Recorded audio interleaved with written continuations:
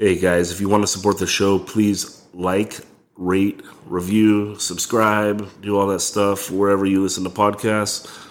Spread the word to your friends if you can. Let's try to get the word out on all this stuff if you enjoy it. Also, please consider becoming a Patreon. Patreon.com/185 miles south. Whatever you guys can help out with is awesome. The dollars, people that donate $1, it's fucking awesome. I appreciate it very much. It means a lot to me. That's all. Let's get on with the show.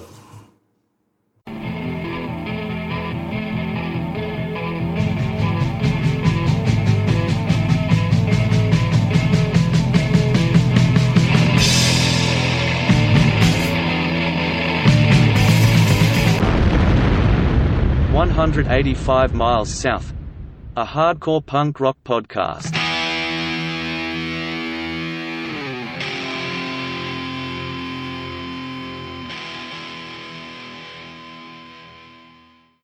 What was your question, Verity? Do you only, is it just live all the way through? Or, if I say something really ridiculous, are we going to edit it out? If I ask like your favorite Screwdriver album or something? We're already recording. I don't like any Screwdriver albums, you fucking racist. That's right. No, once I get up to 100 Patreons, then I'll go edit things. Until then, fuck it. Yep. We're rolling, All right, today we got Roger Camero, my main man, played in, Jesus Christ, a million bands, but No Motiv is probably the biggest, and also the mighty, mighty Retaliate, the greatest band on earth. And then also from that band, we got Andrew Verity here to help lube the wheels a little bit. Lord Verity. So, Roger, your first band was By All Means. Technically, yeah, I think so. Did you do anything before that? Quite possibly, but if you were to ask me what any of them actually were called, I couldn't. How did you meet those dudes? Oh, man. So, my first year of high school, I went to Villanova Prep School in Ojai, California, in the mountains. Ooh. And, I think you fell off, Roger. Yep. That's not good. Hey. You back. Hey. So, yeah. So, once we get up to 100 Patreons, I'll get someone, we'll edit that out. Perfect. But now, roll it. Villanova. Shout out Bompa. Yeah. Oh, my God. Wow. So, yeah. When my first year of high school to Villanova, and I met two guys from Camero, Ryan Scholey and Alex Winvelt. I don't think Ryan actually was a student at Villanova, but he was a friend of Alex's. And Alex was 1 year ahead of me. He was a sophomore, and I was a freshman. And I think somehow, one way or another, Alex found out that I played music. Is it cutting out? I can't tell. Sounds a little bit like it. Yeah, I think my mic might be fucked up. You better hook up one of these mics, dude. That's what I paid for. Yeah. Hold on. We'll be back. So were you already into punk rock when you met those guys? I was already into punk rock. Who was your favorite band, or who were your favorite bands? Freshman year of high school, I would say Face to Face was definitely my favorite of basically high school. But before that, as a young lad, my brother Ray is 8 years older than me. I think at a very early age, he showed me Rock for Light by Bad Brains, and I was floored by the sound. What age would you have been, do you think? Oh, man. Probably 5 or 6. See, I don't even think that if I was that young, my brain could process it. Like, I think that, like, I don't know, when I was 13, I could process, like, Bad Religion and shit. Yeah. I don't even know if I was ready for the Bad Brains at, like, 13. Like, it's just hitting on, like, too high of a level. The thing about Rock for Light that really tripped me out was the amount of reverb that was on the recording. Mm-hmm. But on top of that, obviously, HR's voice is out of this world. Yes. So it doesn't matter how old you are. True. Because it's ridiculous either way. Yeah. And that band has stuck through life. But besides Bad Brains, Ray also showed me Dayglow Abortions Mm-hmm. and Dead Kennedys. Mm-hmm. So those were probably the early bands Mm-hmm. before the whole wave of new school that you and I grew up on as teenagers. Yeah, and so that stuff hits, and you're a freshman, and what makes you decide that you want to not just be a fan, but you want to participate and do a band? Well, when I was a kid, even in elementary school, Ray and I were already playing music together. But even besides the two of us, some of my friends as a kid, we did cover bands and stuff like that. So the idea of playing music with people was already familiar to me, and I grew up watching my brother do that with his garage bands in high school. What type of songs were they doing? Were they doing like Beatles songs? Were they doing like Inagata Vida? Or Ray was heavily influenced by our older cousin Roger, and he was actually in the Army, and he at one point somehow there was a VHS tape that my brother got a hold of, and my cousin's band videotaped them playing Joy Division songs, and so they played sick music. They were very much into the goth industrial, goth alternative, that kind dark of boy shit. Yeah, and that resonated with my brother and I pretty heavily, and so Ray was following suit. His high school cover bands covered the same bands, Joy Division, The Cure, but also The Cult and New Order. And I think they probably wrote some of their own songs. But the funny thing about that band is Donovan Coffey of Clenched Fist was in that band that my brother had when he was in high school. Oh, so sick. So I knew of him. He was very mysterious because he was one of the last guys to join their group of friends playing together. And he was the one that looked visibly not raised in a family that the rest of my brother's bandmates were raised in. They had like they looked very safe, and basically Donovan was like the first punk rock looking dude. Yeah, he was a wild man that I ever saw. You're bringing around a wild man. I don't know if he was necessarily wild, but yeah, to me as a kid, I felt like intimidated by him more so than the others. Yeah. He had something like an aura. Yeah. So let's jump to Starting By All Means, which is your first punk band. So you're friends with Alex at Villanova, and then Ryan, the other dude. Ryan, singer, guitar player.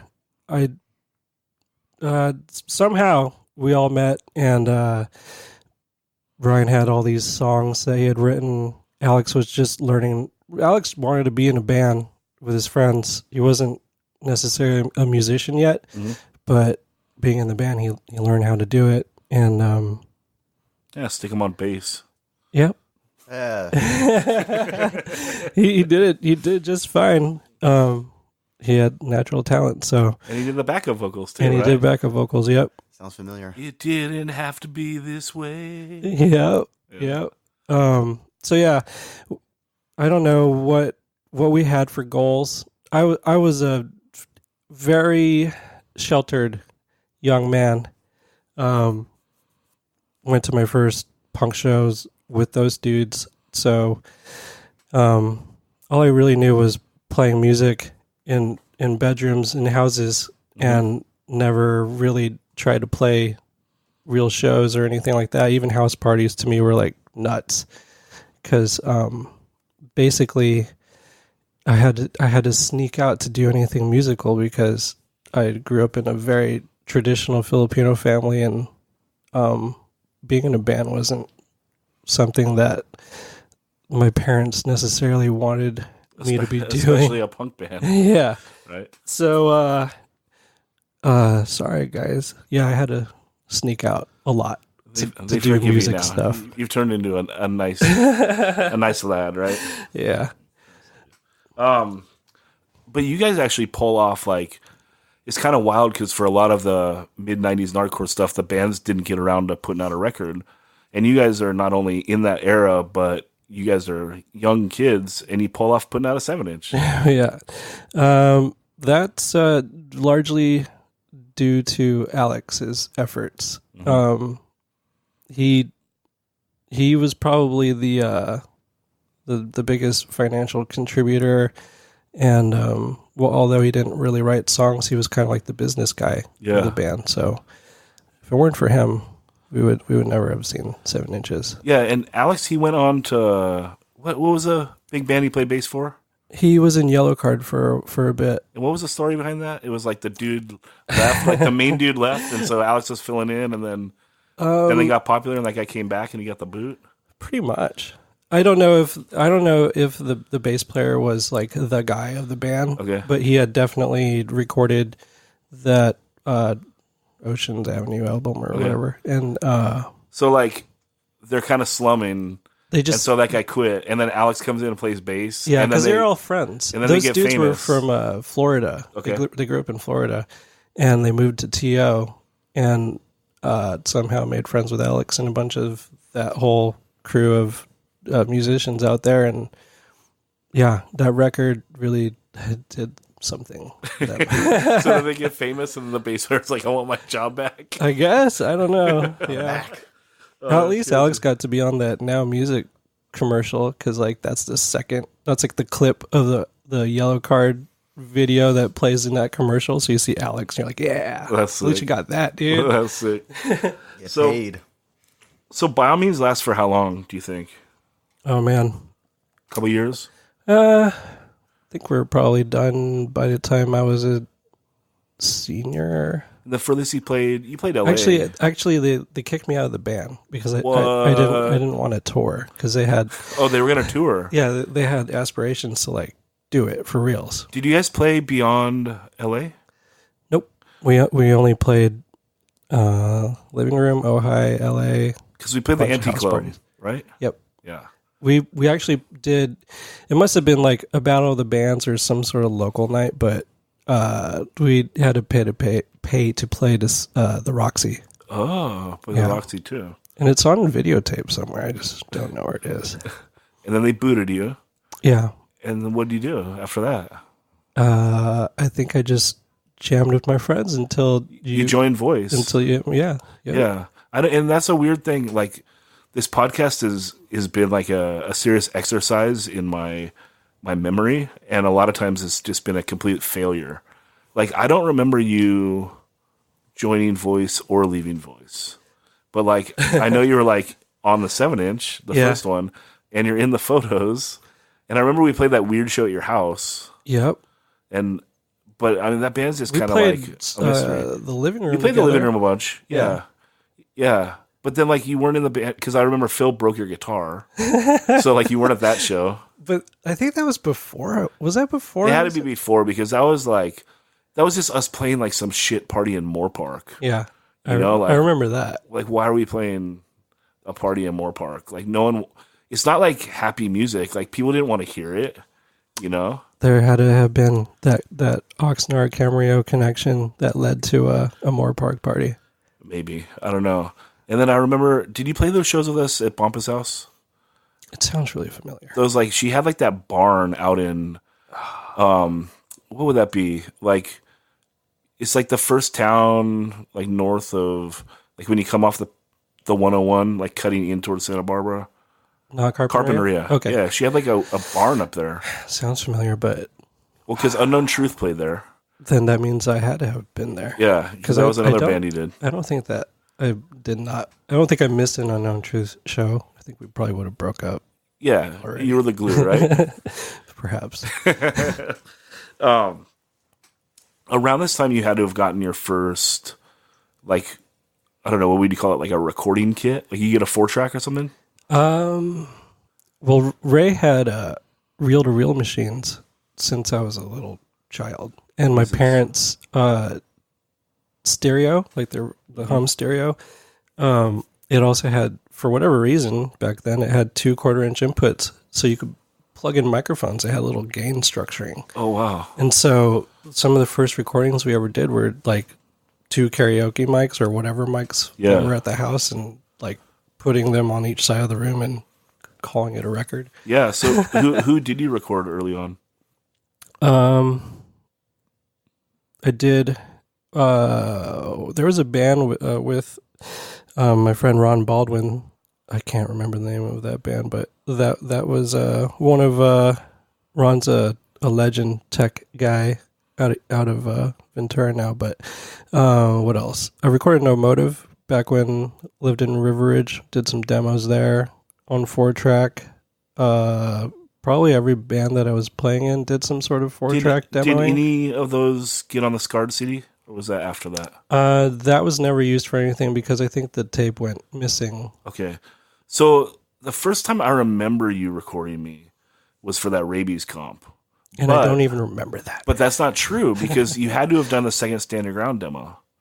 Because who else would have done the second Stand Your Ground demo? The one when I was singing and Todd played guitar. Would that have been in that had to have been when I lived in River Ridge. It was for sure. Because, yeah, and the rabies one was as well. So that wasn't the same recording session? Those were separate? They were separate because Todd didn't play on the rabies one. Oh, okay. I'm starting to have really vague memories coming back. I know. It's really hard, right? Yeah. It's hard. Both those were recorded at your parents' house. And yeah. I don't remember the Stand Your Ground one at all, the demo. The rabies one I remember because, like, I think it was on my birthday. And it was weird because it was just me, Tony, and Chris doing it without Todd. It felt, like, weird.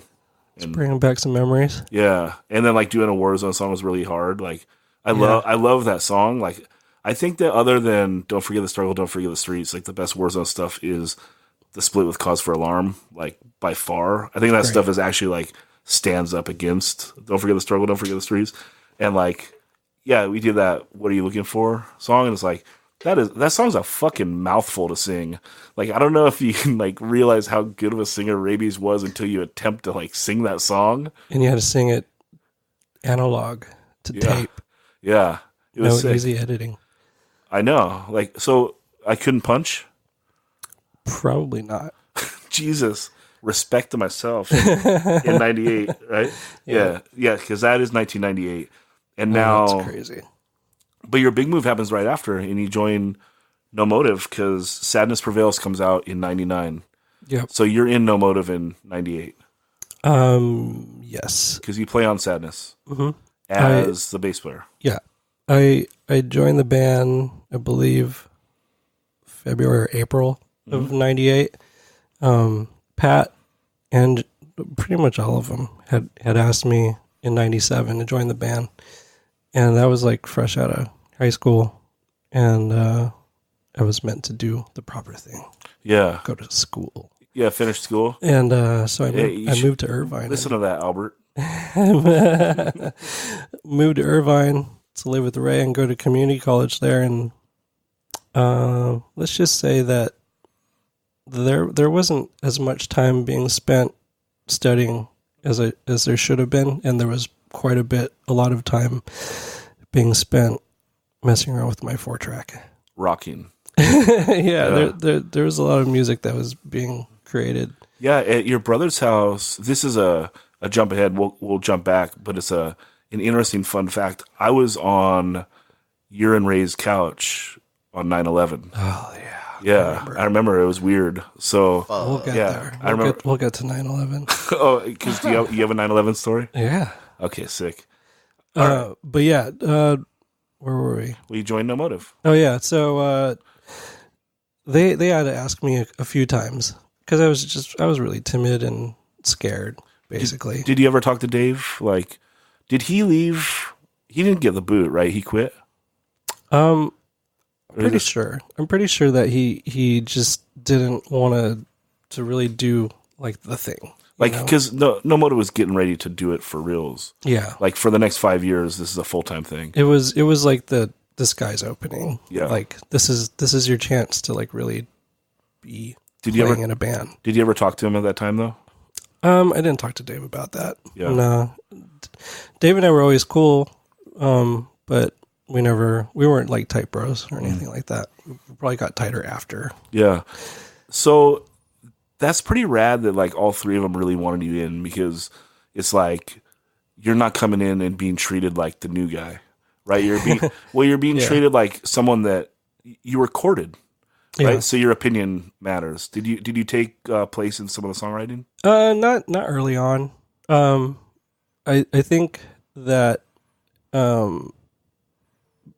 they respected me as a musician, and they knew that I had like songwriting ideas, but I think at that point they had already, between the three of them, developed something that was the formula, and I didn't really want to mess with that too much. Yeah. It was already intimidating to me enough to have to attempt to write my own bass lines, because it was already a known thing that Max and that all of them wrote bass lines, and like a lot of the early No Motiv stuff was bass driven, largely probably due to all of our shared love of Ignite.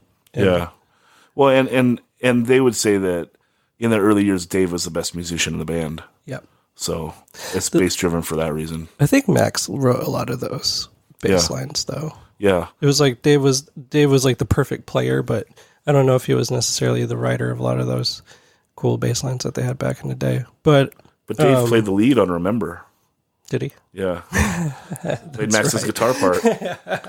So this is way in the No Motiv weeds. Where the real fans at? Yeah, where the real fans at? That's pretty much how I think I got asked to be in the band. I think I might have been like one of their biggest fans. Yeah. That was living in Oxnard, and I had, like you said, recorded them and stuff. So it was just a matter of really just following the gut and the heart on that one. Yeah, separating yourself a little bit from your parents and then just kind of going for it, like a real break free moment. It was I had to. Yeah. There was I knew back then, even as like a 17-year-old, like I'm going to fully regret this if I don't at least try. I mean, it was served up on a plate for you. Yeah. You have to do it or not, because like everything go for it. Like at the time that they had really approached me, they already had the ball in motion quite a bit. They had signed a Vagrant.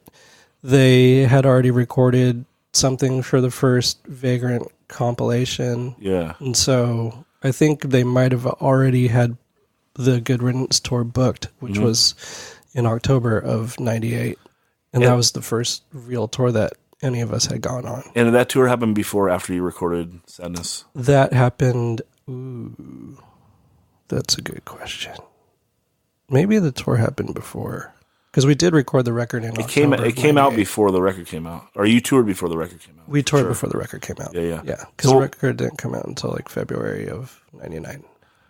What was it like recording Sadness? And was that your first time being in a real studio? That was my first time being in a real studio. It was the most intimidating thing ever, because the record was produced by Trevor, the singer Face to Face, and them being my favorite band of all of high school. It took a lot to try to not feel or seem like I was starstruck the whole time. Yeah. Was he cool and inviting with you? Yeah, absolutely. Yeah. His involvement with the band on a producer level was as organic as you would hope it would be. It didn't have any of that weird Hollywood stuff that freaks people out, especially at our age. Yeah, and how much involvement do you think he had in that record?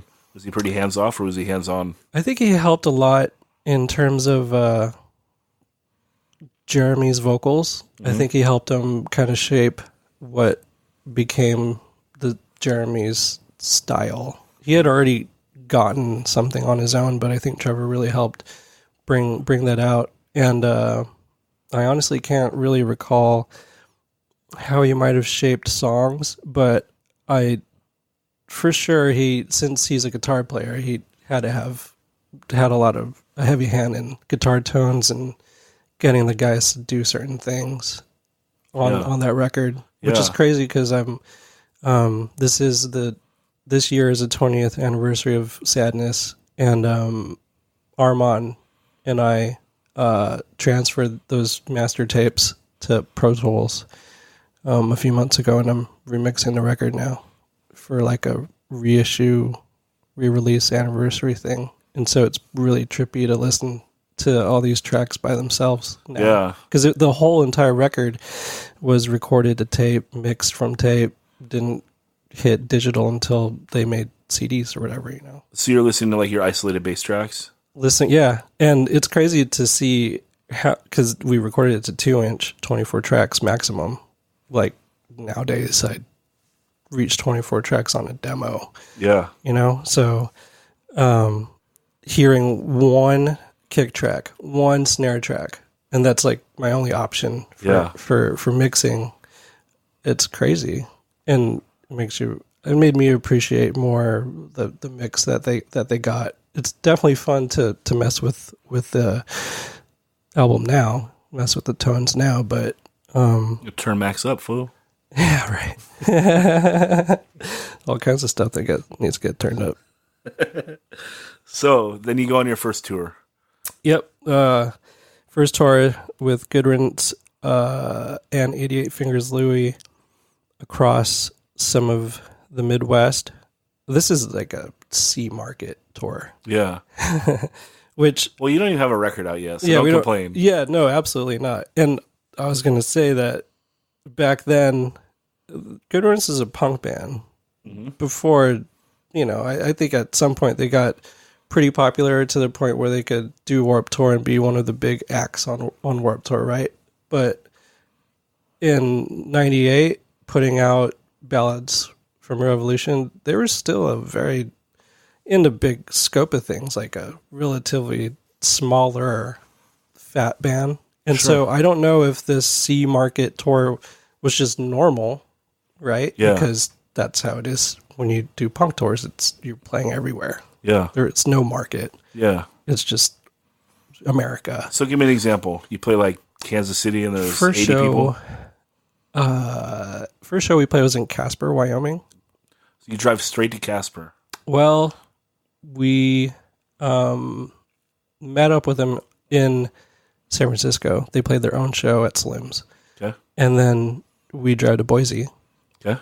And like just spend a night there. Okay. And yeah, the next day we were in Casper, Wyoming. And what month is this? What's the weather like? This is October. It's probably the perfect month to tour. It wasn't bad. Yeah. The whole tour was we didn't get the weather vibes yet on that tour. Everything didn't even think about the weather. Okay, so what's Casper, Wyoming like for a punk show? VFW hall like type place, and playing on a very probably makeshift stage to, I don't know, 60, 80, 100 people maybe. Yeah. Maybe perhaps 40, 80, I don't know. Yeah. Something like that. Yeah. Nothing crazy. Definitely personal, you know. You see every person in the crowd. Yeah. Do you remember where you went next? Oh, man. From there, South Dakota probably. Okay. Yeah, Rapid City, South Dakota. We played, I think the venue was possibly a bar. Didn't you guys end up having like... You guys kind of always went to South Dakota and always did pretty well. That was like a random spot that No Motiv did well in, right? Yeah. I don't know if it was birthed out of that one show at Good Riddance, but for whatever reason, when we would go to South Dakota, Rapid City, Aberdeen, people would party at our shows. It was crazy. I don't know how it happened. Like, it got to the point where one of the tours that we had made friends out there, and they threw an after show party for us at one of their houses, and it was a rager. Yeah. And we're like, this is so strange. It's just weird how, you know, different cities, they connect with different bands. Yep. And whether it's a vibe or it's a moment or who knows. Absolutely. But it's probably the greatest thing about touring is like finding kinship with like-minded people in different places around the world.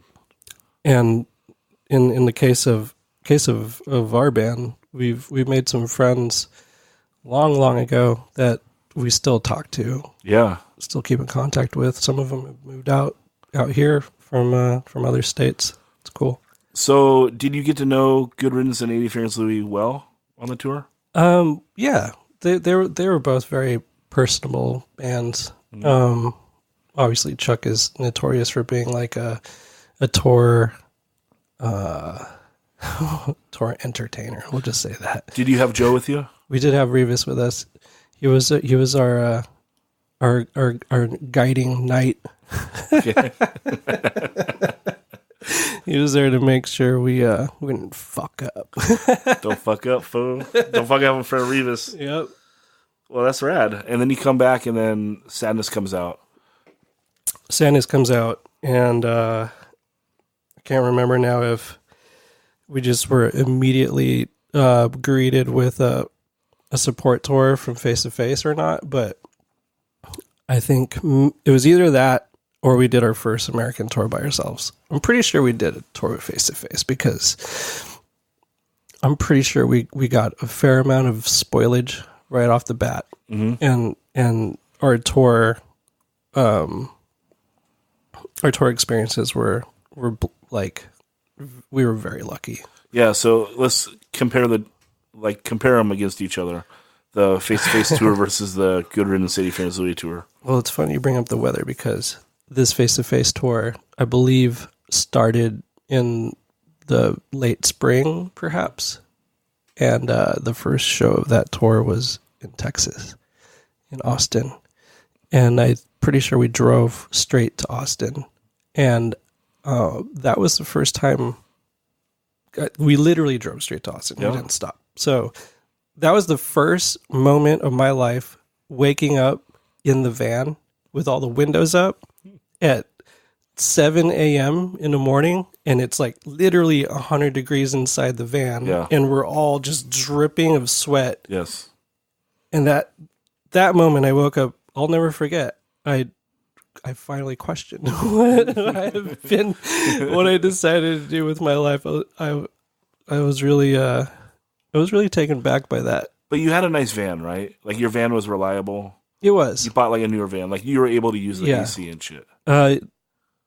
Yeah, I think it was a conversion van. Okay. From the 80s, so AC worked. Yeah. But it wasn't like an Econoline that has the AC ducts that smash everybody. It's not like that. So in summer, late spring, Texas, it was miserable. It's like legit hot. And for like coming out of California, I had the funny thing is that I had gone to the Philippines pretty much every 2 years of my life since I was born. Right. So I know what heat is like for real, But for whatever reason, just that feeling of waking up in the van like that,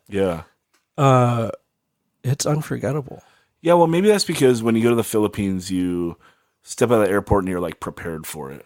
Where like this was just a shock. You're waking up in the same exact circumstances that you were in yesterday, but it's 30 degrees hotter. Yeah.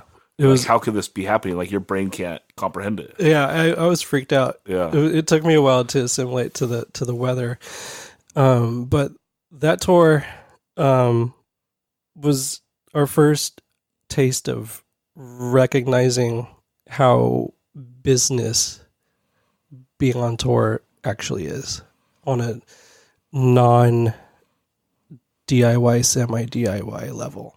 Like Face to Face had already had their commercial success. So while they were still a punk band, they were a punk band with some real crews, and because they're drawing what 15 capacity. Yeah, probably tops at that point. Yeah, they probably 8-ish. Yeah, 8 to 1,000 probably. Yeah. It sounds about right. Which grew into bigger crowds on later face-to-face tours, but this tour was also not a market tour for them either, and they had just put out a cover album. So it wasn't a big rollout for them. This was on a smaller level for them, and it was still pretty intense for us. That's the tour where we realized that you actually had to show up at a certain time. Yeah. And that there was a schedule. Yeah. And that it wouldn't change much. Yeah. And that if you didn't show up on time, people would be very upset with you. Yeah. And actually, I believe on that tour, might have been that tour. That's the first time our van broke down. Okay. And where do you break down at? We were in New Orleans, and no. Oh man, is this all the same tour? Could be. All right, so yeah, we were in New Orleans, and we had busted a tire, and JP was our roadie. JP Sakamoto was our roadie, and it was probably our first time being in New Orleans, so I think people wanted to party. Sure. And I think we didn't realize that our tire, our trailer tire, had gotten busted on the way in. Okay. And that was the first sleeping on the side of the road in French Quarter with your roadie puking out the window, having to sleep there overnight experience that we've had. And at that but show, it wouldn't be the last. It wouldn't be the last. I mean, of course, we were like late to that show. We were late to every show. Honestly, I think we might have broke down before that. All these breaking down stories are kind of shuffling through my brain, but the big breakdown would have been in Mobile, Alabama. Our transmission blew up, and I think we might have missed a couple shows already. Ooh. And I think we were just barely making it to New Orleans to make that show. And I remember Face to Face's roadie literally carrying my 810 cabinet by himself over his shoulder like a monster. It's savage. Very savage. So yeah, that whole tour was a big eye-opener for us to realize that we couldn't just be doing whatever the hell we wanted whenever we wanted. Yeah, unless you want to be playing like the Wyoming, South Dakota circuit the rest of your life. Basically, yeah. Like, you got to shape it up. Yep. So you jump right back in and start writing and recording for Diagram? I believe so. I think we did a lot of touring on Sadness. They're only 2 years apart, the records. Yeah. So you toured a lot, toured for a year. I think we toured pretty heavily on that record. Yeah. We did a lot of support stuff. We did some headlining stuff. And then yep. Didn't you guys get robbed one night while Max was actually sleeping in the van? Oh yeah, that time. That's later on in the No Motiv timeline. But yes, that did happen. Let's tell the story so we don't forget. We were on the Andrew WK tour in 2004, maybe. And we were in New York City playing Irving Plaza, and it's not a fun block to try to park at. Somehow we got stuck parking in like the Red or something like that. Yeah. Oh wait, maybe that's a different band. I think we found a parking spot. Anyway, we were parked, luckily, right outside the venue. Mm-hmm. Like, you go out of the dressing room, exit, and our van fancy. Is right there. Super fancy. And that's funny because I'm thinking about the time that Nick Grande had to drive around in circles while the Warriors played at Irving Plaza because they didn't have anywhere to park. The whole show? Literally the entire set. Grande drove around in circles. And here's No Motiv, just with the front parking spot to later be revealed why it sucked. So he was asleep in the van by, I don't know, 11. Max is sleeping. Yep. With his girlfriend at the time. They are asleep in the back.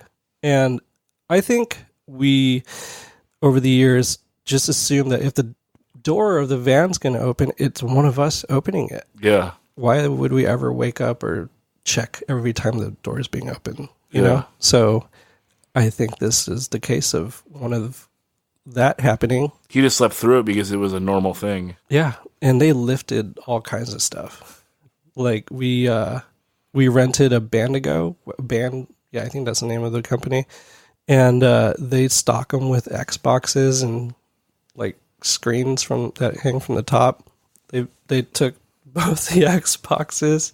Jesus. I think all of Max's clothing. Our manager, Kent, he got his laptop stolen and his personal stuff as well. So that was the second time. The only time that someone tried to rob us, we were in Vancouver. We spent the night. I feel like we spent the night outside of Aram's house, and it was like in the morning, I think. And Ryan slept in the van because every time we stay somewhere, someone always has to sleep in the van so we wouldn't get robbed. Yep. And some guy, like, it was one of those sliding, like the skinny sliding window, so you can only reach your arm in. Like, he slid it open and was like reaching in, like fishing for backpacks and shit. And Ryan just beat the shit out of his arm with like we used to carry those grocery dividers. Yeah, you know, like the rubber grocery dividers, because no one, the nard stick. Yeah, no one would know that it was like a weapon. But like, he just beat the shit out of this dude's arm. Like, that's it. He didn't get a backpack. Get the fuck out! Get out. So amazing. Yeah. Yeah, the robbery thing has followed me, unfortunately. But yeah. When else did you get robbed? The first No Motiv tour, our first night in Canada. I think Max might have talked about it. We got robbed in Winnipeg. Luckily for us, the very kind people over there got money together and tried to help us out as much as they could. Learning lesson that we obviously didn't learn from. So you do all this tour and you come back and now you're approaching your second album. Yeah. Are you going to start participating more in the writing process of this one? I think I might have wrote one song on this record. Okay. And how do you attack it differently?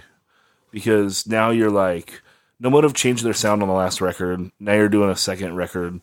You're settling into the style. You have to have more confidence because you've been touring off the record, feeling good. Yeah. I think that we, as evident on Sadness, there being only 2 fast songs, that was like the big change, right? Because the band had already released a new school punk record that was real fast, and the band's origins were extremely fast. Yeah. But I guess that maybe our surroundings helped shape where the band was going. Because those 2 songs are kind of out of place on that record anyway, don't you think? Yeah, they're the oldest songs that made that record. You know, those songs were being played before I was in the band, so it all makes sense, right? So with Diagram, I think our that's when Blink-182 broke, right? Okay. And pop punk really started taking off, and I don't think it was a conscious thing that we were like, let's be poppier. Yeah. It's just those were our surroundings. We had been playing with new school punk bands. Yeah. That's like the world we lived in, right? Mm-hmm. And it was either that or like the like second wave of emo or whatever. Being on Vagrant was just kind of, I don't know, ironic, because it wasn't like we were trying to make music that would fit that record label. Mm-hmm. And the label was signing all kinds of different sounding bands. So it was an interesting time because pop punk was just really, really going for it. And I think at that point in time, we were just taking whatever tours would come to us, you know, but those tours were well, it's hard to remember now, but I think we did like a couple strung out tours, face-to-face tours. We played with Unwritten Law, MXPX. So like the world, and we played with Blink. And so that whole world was obviously influencing us. And, sure. And I think that's why Diagram is a popular record as a whole, but that's I think that's it for that. I'm not really sure why else it would have been so poppy. I think also Trevor produced that record as well, and he, you know, I think he's always at some sort of pop trying level. to up your melody game. Yeah. So that's kind of the timing of all that was kind of perfect, I guess, because that led to yet more support tours. Yeah, because that record is received even better than the first record. Yeah, right. Popularity was that was the record, I guess. That I remember reading something like on OC Weekly or one of those old free Mean Street or something like that. Like Mark Hoppus had a top 10 of 2001, and Diagram made it to that list. Sick. And we're like, oh, we made it. But yeah, it was interesting. Hey, Verity, shut the fuck up. Hey, I'm listening in, man. I think as soon as we got into the whole, once we got really established in the pop punk thing, I think some of us in the band quickly started to not enjoy pop punk music as a whole as much as we used to. Like as a fan, but not as, you're still backing your songs. Yeah, we enjoy playing our songs. I think there's some songs on that record that we'll never desire to play, but I mean, that goes with every album, right? But how'd you guys end up with the song in the surfing video game? That's all courtesy of Vagrant. They managed to get us on Transworld Surf, and it got us a lot of attention. And is that a song off this album?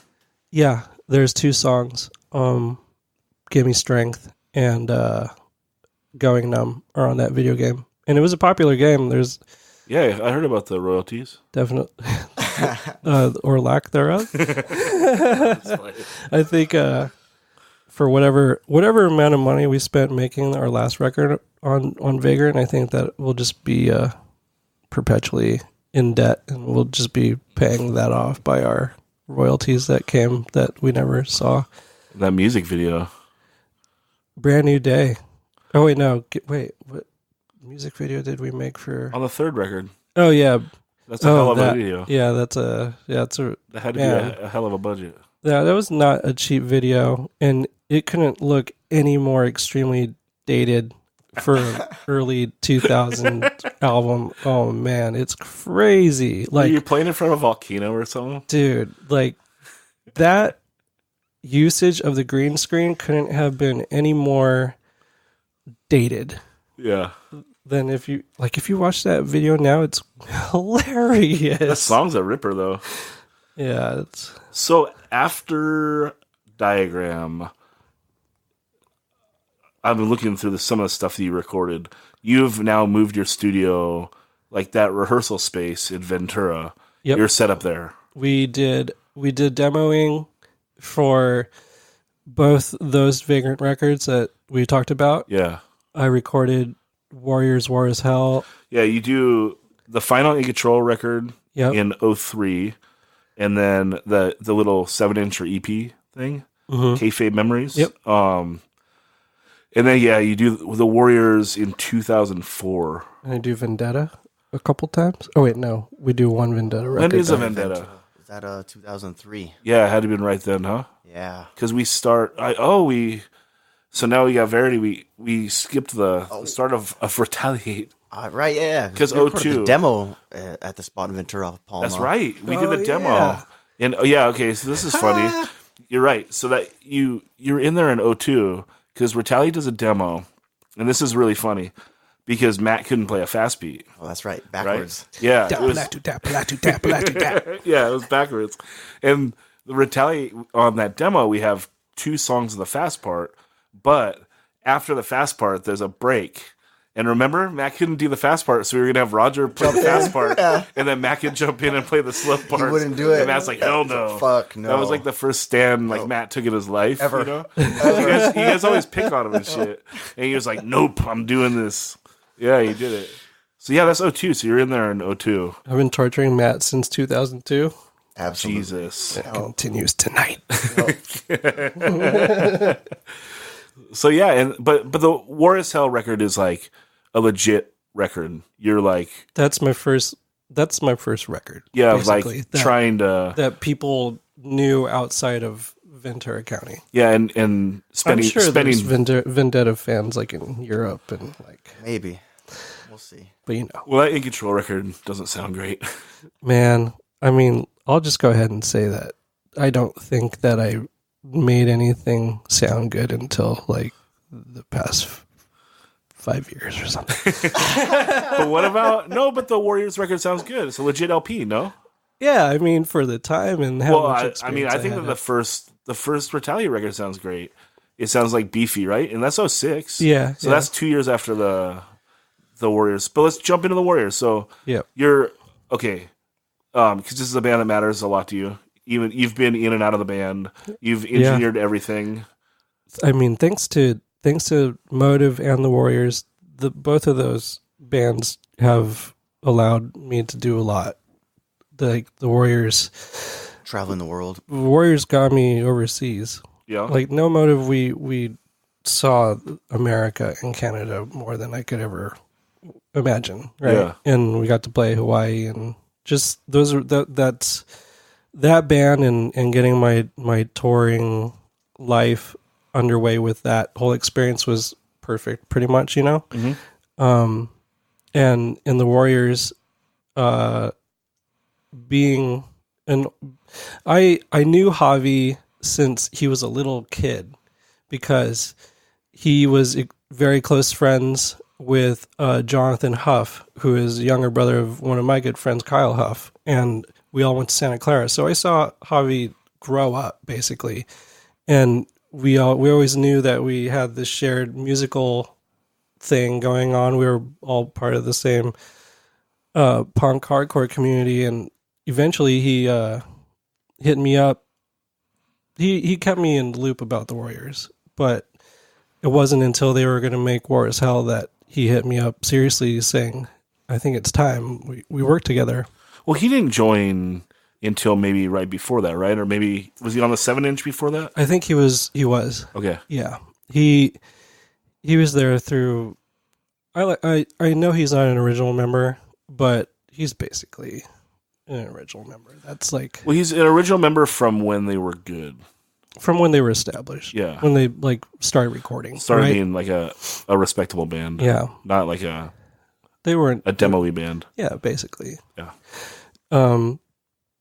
But yeah, that band, I was lucky. I've been lucky to stay musically active because of that band, and obviously all the other bands. But they've continued to present new experiences that like I have not experienced before. You know, like this last Warriors record that we made.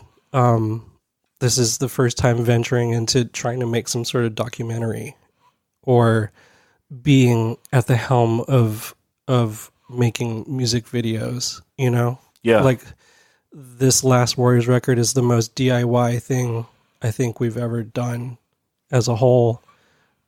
Just working with ourselves and our team that we have. But, between that and, seeing the world and putting out a bunch of records now at this point, it's been fun. And yeah, I haven't been in the band the whole time, but I did produce the first 2 records, and then I played on the first Victory release, and that's the one album Cameron Webb produced, which that experience was one of the most eye-opening, educational recording experiences ever. Explain why. I had gone to... So Motiv stopped touring in 2005, and I moved back to Orange County to take recording, like a recording course at Long Beach City College. And I just wanted to know like the technical things about recording. Mm-hmm. And that was an awesome experience. Made some great friends there. But it wasn't until I worked with Cameron and it was my first time being enough of a recording engineer to be able to pay attention to see how people work in the studio. Like working with Trevor and Chad Blinman, the engineer of It was too early in your career. It was too early. I was too worried about being a bass player. Mm-hmm. And And then all the records that I made on my own, it was just me just trying, Sure. just going with it and trusting the gut and all that stuff. But this is, your shit, and you're watching a guy that's better than you. yeah, I mean, this is where I'm honestly where I'm starting to get a feel for things. Because before I went to recording, before I took recording classes, I literally had no idea anything other than just listening to what sounds were being made by me twisting knobs on stuff. Sure. Like I didn't know anything technical at all. Way ignorant. And recording school kind of helped enhance some of that stuff. And that's when I learned how to use Pro Tools.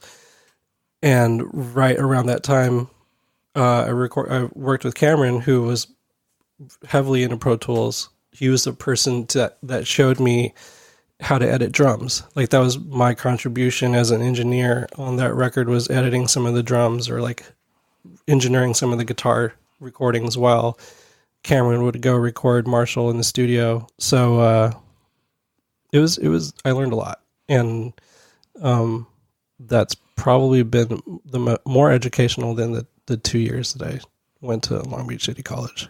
That one record. That's insane. And that's in 2011. So we jumped way ahead. That's in 2007 or 9. Which one? What record? Genuine Sounds of Outrage. 9, I think. Oh. Yeah. Yeah, I forgot to put it on the list. Oh, it's all good. It's on the list that It's I on forgot. the list. We got it in there. Get pictured. Yeah, I thought that was to See How You Are.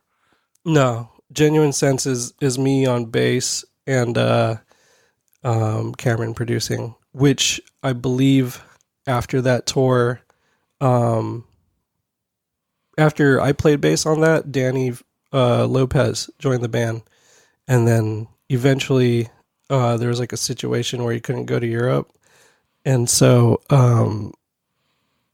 I got to go. It was tight because it was my first time going to Australia and in Europe with Parkway and Cancer Bats and Comeback Kid. Is that when the girl asked to get it chucked in a shitta? That might have been just a really famous story that we learned while we were in Australia. Yeah, Learned. So what what year did you go to Europe this time? I think that was 07? That was 07. When did we was go? it before or after Mexico? That was after Mexico. After 2007 is one of the greatest years of my life. We go in 2008, I think. No, it was 07. 07? Yeah. Okay, I had to go back and like look at the Facebook photos. I thought it was 08. That is my favorite cluster of time. The fall of 07 into the winter, because we went to Mexico, which was fucking tight. That was awesome. That was a whirlwind, huh? Oh, yeah. Absolutely. It was wild. It was one of the first tours that Renee did. Respect to Renee. He's been doing those Mexico jaunts for American bands now for... Still going. What, 12 years 12 now, years right? now. Because we were one of the first ones that went. And Cheers. yeah, and it was... Remember how much walking we did? Dude, that day... Mexico yeah, City? I tell people that we walked for like literally 10 hours straight. we had to have because we played Tijuana on Friday, and then we flew from Tijuana to Mexico City overnight. And so we got to Mexico City. We didn't fly into Mexico City. We flew into like the little airport outside of town. Right. Yep. It's up on the hill. It's the other little one. We drove in. Yeah, and then we Saw drive the nice in. houses. Yeah, that was weird. Like all the Man on Fire type houses. Right. You know? Yeah, and we showed up at like 5 a.m. And so we walked all fucking day, right? Literally. Yeah, and we got drunk out in front of like the government building, Yep. like in that little bar. And then we went to the club that we didn't get to play. We went to the other club that we did Speaking of play. that, remember what happened to us at that first venue we were supposed to play? Yeah, there was like still water on the floor of... This is all concrete, right? It was fucked. It was like right where the pit would have been. It was like a puddle. Show up to the show. There's no one there. And we're Supposed to on be the a show. stage. You One and I other- are standing on the stage, and some dude crawls out of the wall. Yes. Bro, we went to go take a nap. Really? We went to go take a nap. You guys are napping in that room that we took that photo, right? And there's like people like rappelling down the walls. And Some guy Singing there was like a zombie table, and a table shit. flipped over on the floor, and I'm just nodding off. I thought I was sleeping, in and out, and all of a sudden I see the table on the floor pop up. And at this point in time, now I'm just scared. I have my eyes closed. Yeah. Kind of faking sleeping, and some fucking maniac came out from some floor below us, and he starts singing "Disarm" by the Smashing Pumpkins. That's I'm right. looking at Roger. Me and Roger are both fucking kind of weirded out. I don't remember, that guy just disappeared back down Didn't he there. speak perfect English or something? Dude, Like, it was fucking, that was real weird because that was like, it felt like a crazy like squatter house. Like it felt like a very like dark carnival. It was like, weird. Fucking, there was some weird things going on in there. It was man. fucking weird, right? But dude, I walked like 2 blocks down the street and I was like inside a Barnes and Noble. Really? Yeah, there was like a nice ass bookstore like 2 blocks away. I was like, Should have napped there. I know, literally, like I went and had a scone. You know, it was sick. And then we go to that other show and play. Hall. Yeah, and this is after walking around all day, being drunk, like sobering up. And remember, like I fell asleep on a couch, and I wake up, and like there's that fucking big old fat guy like on top of me almost. Like I don't. yeah, he's like I don't like you. I'm like, what? Remember, they weren't going to let us play that show. Oh yeah, I mean that's a crazy story. I don't know if it gets told here. Nah. Yeah. but we did play on a stage, and I did break the snare stand, and a nice human being held the snare for me while I smashed it. Yes. It was terrible. I played out of a combo amp. You guys played out a bedroom amp straight up. Well, I don't know if there's any pictures from that show, but if you look closely, I'm only there wearing one sock because I had to wipe my ass with the other one before we played. I had to take a shit. There was no like pee, you. no TP. So. Weren't we playing on top of pool tables with plywood on top across, of them? yeah. Thanks to Kuko take for us saving back. our life Right. and getting us on that show. Yep. With respect. Oh man. Yeah, that was a wild weekend. Yep. I can't wait to go back. Yeah, I can't wait. We're gonna do it, right? Oh, Yep. Hopefully right around the time this podcast comes Right? out. That's what's up. Yeah. So Yeah, after that tour, I got to go to Australia.